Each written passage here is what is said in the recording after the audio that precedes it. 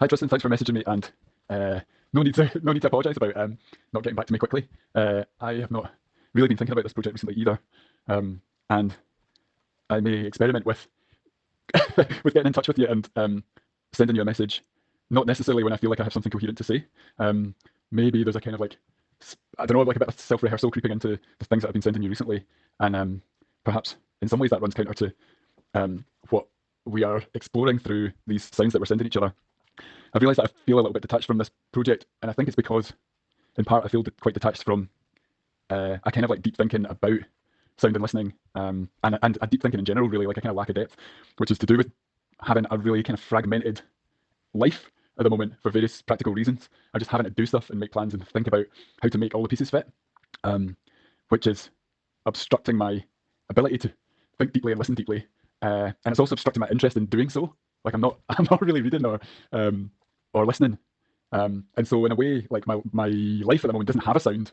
It doesn't have a sound because it doesn't have an engagement with a sound. Like it's soundless, and so every time you send me a message, I'm extremely grateful for it, regardless of what's in it, because it's an invitation. It's many things, but one of those things is an invitation for me to re-engage with the sound of your life and my life and the life in between. Hey, trying to write about the terminal present, an anonymous present, a perpetual departure, forever anticipated, effectively invisible. And I was thinking about a form of the present that is non-seasonal, divorced from the sun, unaware of the moon, constantly constructing its own immediate exterior, seeking a source of stimuli. An engine for this study is a relationship with Tristan's voice, which is a relationship with Tristan, which is a relationship with myself, which is a relationship with the questions. I wrote all that down because I can't store successive words in a sufficiently stable part of my brain. When I send you a message on WhatsApp, the software allows me to see if your phone has received it and if you've seen it, maybe even meaning read it. And because of that, I immediately am kind of involved in a cycle of expectation.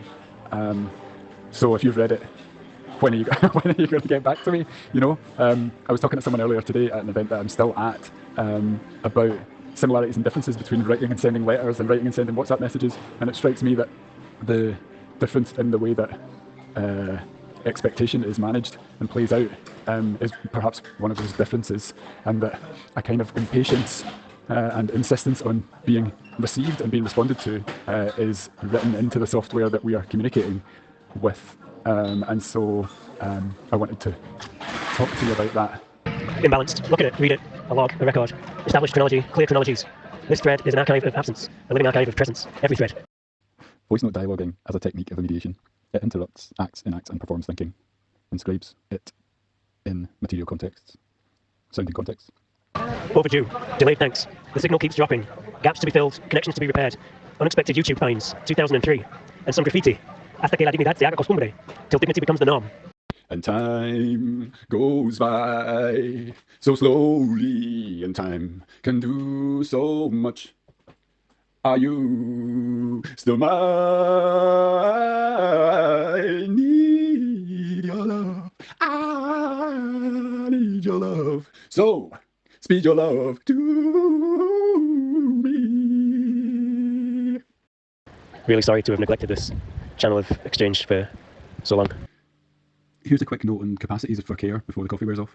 Exhaustion generates an embodied vulnerability, irritability that lacks compassion. Relentless work, social performance, and lack of sleep combine to produce a cellular rage. Culturally, this is what my world aspires to, the neoliberal world or the techno-feudal world. The capacity to care for others, for oneself, for the more than human and the yet to come relates to a particular relationship with time, not necessarily a slowness, but a set of habits that guard against fetishized, accelerated overwhelm. But what I was going to say was, I no longer know it when I see it. Or do we know it when we see it?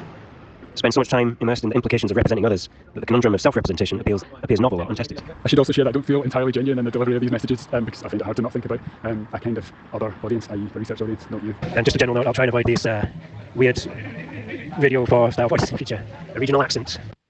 Quoting Manning, 2019. The point is that there is no form taking, no identity. A body is the how of its emergence, not the what of its form. The issue is one of engendering. How does this singular taking form happen, given the complex collusions of speeds and slownesses, of organic and inorganic tendings, of activities and movements that resolve into this or that body event? Internet access for the first time in days, thus enabled. MC 1620, Lecco 1659, Varena 1724, or get the bus to Lungo Lago Marconi, Milano 1729. When tired, which is often I've been compulsively checking messages, feeds, email, and the time, sometimes surprised to find that I've accessed again what I was looking at less than a second ago.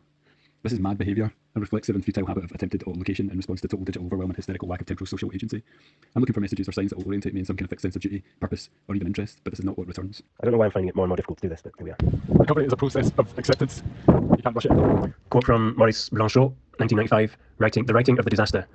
Passivity. We can evoke it only in a language that reverses itself. I have at other times referred to suffering such that I could not suffer it. If I had recourse to the thoughts of suffering, it was so that in this unpower, the I excluded from mastery and from its status as subject as first person, the I destitute even of obligation, could lose itself as a self, capable of undergoing suffering. There is suffering, there would be suffering, but no longer any quote-unquote I suffering. And this suffering does not make itself known in the present. It is not born into the present, still less is it experienced in the present. It is without present, just as it is without beginning or end. Time has radically changed its meaning and its flow. Time without present, I without I. This is not anything of which one could say that experience, a form of knowledge, would either reveal or conceal it. When I woke up this morning, I checked my phone before I even got out of bed, and I looked at the front page of the Guardian newspaper, and it said that the UK economy is in a doom loop, and I was thinking about the notion of a doom loop and its relation to, well, as a temporal idea, the kind of, I suppose maybe a combination of like perpetual decline and repetition, like a kind of over and overness of things getting worse caused by perhaps intentional designed political incompetence and irresponsibility. And I suppose thinking about the Instagram loops that I was just watching, pretty doomy, and the kind of loop of overproduction that I feel myself to also be caught in, because I'm not going to do fuck all about wildfires in Canada or rent strikes. So what am I going to do? A burst of activity, fragments of clarity. These matters are connected because they're not connected. These matters are not connected because they're connected.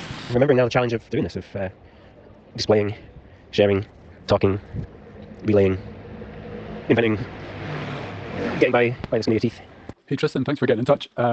I enjoyed singing you a song earlier on, and I enjoyed listening to your responses.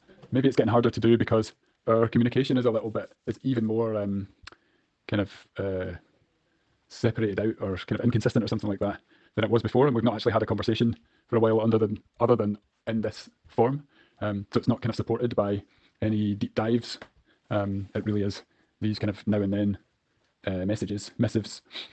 I was singing Unchained Melody to you earlier on, which I think lyrically has some interesting thoughts on time and the experience of time in a romantic context, but kind of interesting maybe beyond the romantic context. But when I was on my bike after sending that over, I started reflecting on the title Unchained Melody, and I don't know, this like communication that we're having is kind of unchained and maybe melodic in some sense.